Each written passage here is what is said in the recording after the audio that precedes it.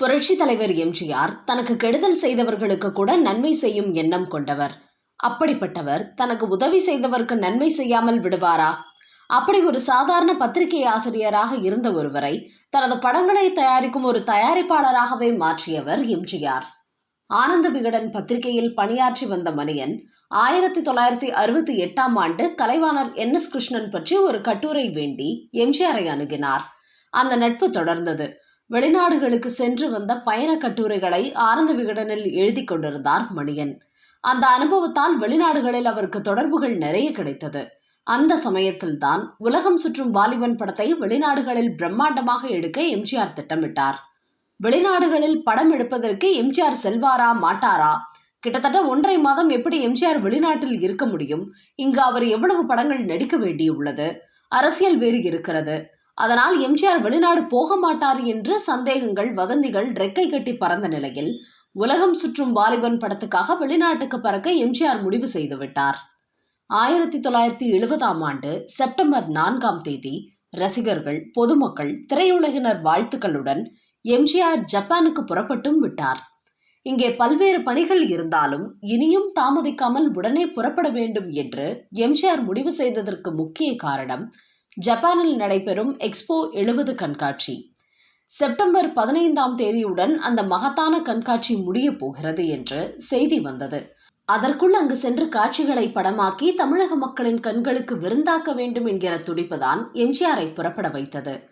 Expo 70 கண்காட்சி உட்பட கீழ்திசை நாடுகளில் உலகம் சுற்றும் வாலிபன் படப்பிடிப்புகள் நடப்பதற்கு அப்போது பேருதவியாக இருந்தவர்தான் இந்த பத்திரிகை ஆசிரியர் மணியன். தனது குழுவினரோடு செப்டம்பர் 5ஆம் தேதி டோக்கியோ நகரின் விமான நிலையம் சென்று இறங்கினார் எம்ஜிஆர். அவரை வரவேற்க ஏராளமான தமிழர்கள் திரண்டிருந்தனர்.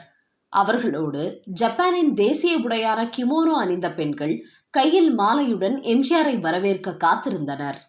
உலகம் சுற்றும் வாலிபன் படத்தில் பன்சாயி பாடலின் ஆரம்பத்தில் நடிகை சந்திரகலா வித்தியாசமான உடை அணிந்திருப்பாரே, அதுதான் கிமோனோ. ஆனால் டோக்கியோவில் எம்ஜிஆரை பார்த்தவர்களுக்கு வியப்பு. தனது வழக்கமான தொப்பி, கண்ணாடி, வேட்டி சட்டையுடனே டோக்கியோவில் எம்ஜிஆர் கால் பதித்தார். வரவேற்பை ஏற்றுக்கொண்டு டோக்கியோவின் பிரபல இம்பீரியல் ஹோட்டலில் இரவு 1 மணிக்கு தான் சென்று தங்கினார் எம்ஜிஆர்.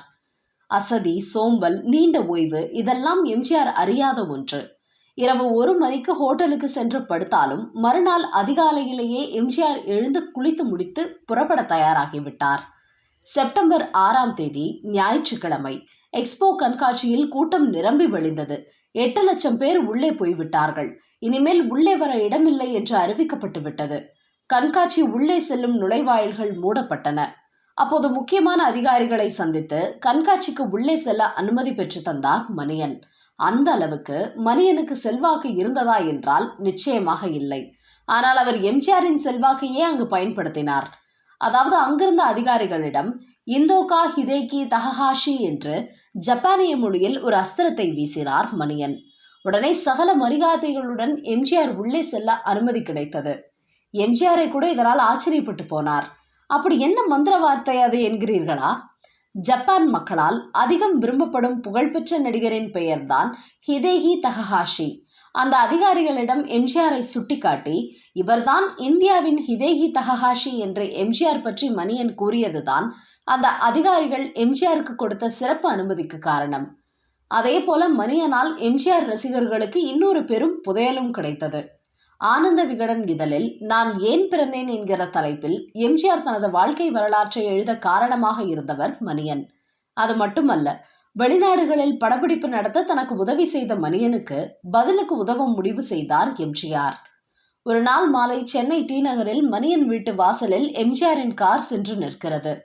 திடீரென தனது வீட்டுக்கே வந்துவிட்ட எம்ஜிஆரை பார்த்த மணியனுக்கு கையும் ஓடவில்லை, காலும் ஓடவில்லை. அந்த பிரமிப்பிலிருந்து விடுபடுவதற்கு முன்பே வித்வான் லக்ஷ்மணனுடன் சேர்ந்து பட தயாரிப்பு நிறுவனம் தொடங்குங்கள், நான் நடிக்கிறேன் என அவருக்கு அடுத்த இன்ப அதிர்ச்சியை அளித்தார் எம்ஜிஆர். அங்கே பேப்பரும் பேனாவும் கேட்டு வாங்கி தனது கையாலே பட கம்பெனியின் பெயரையும் எழுதினார். அப்போது எம்ஜிஆரால் உதயமானதுதான் உதயம் புரொடக்ஷன்ஸ் பட நிறுவனம். அந்நிறுவனம் தயாரித்த முதல் படம் எம்ஜிஆர் நடித்த இதய வீணை. பின்னர் பட தயாரிப்பாளராக மட்டுமின்றி பத்திரிகை அதிபராகவும் உயர்ந்தார் மணியன். இதய வீணை படத்துக்கு ஒரு சிறப்பு உண்டு. திமுகவின் பொருளாளராக இருந்த எம்ஜிஆர் கட்சி நிர்வாகிகளின் சொத்து விவரம் கேட்டதை அடுத்து 1972 அக்டோபர் 11 திமுகவிலிருந்து நீக்கப்பட்டார்.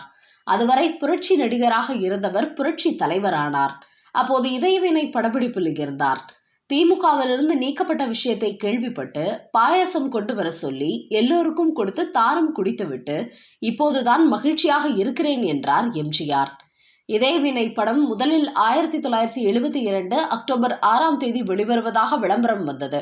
இடையில் அரசியல் பரபரப்புகள் காரணமாக படம் ரிலீஸ் தள்ளி போய் அக்டோபர் 20 படம் வெளியானது. இடைப்பட்ட நாட்களில் அப்போதைய சூழலுக்கேற்ப அரசியல் பொடிவழைத்து எழுதப்பட்ட ஒரு பாடல் காட்சியை படமாக்கி பொருத்தமான இடத்தில் படத்தில் சேர்த்தார் எம்ஜிஆர். ஒரு வாலும் இல்ல 4 காலும் இல்ல, சில மிருகம் இருக்குது ஊருக்குள்ள என திரையில் எம்ஜிஆர் பாடி நடிக்கும் போது ரசிகர்களின் அலப்பறையால் தியேட்டரே குலுங்கியது. இதயவினை படத்தை தொடர்ந்து உதயம் புரொடக்ஷன்ஸ் நிறுவனத்தின் சார்பில் எம்ஜிஆர் நடித்த சிரித்து வாழ வேண்டும், பல்லாண்டு வாழ்க ஆகிய படங்களையும் மணியன் தயாரித்தார்.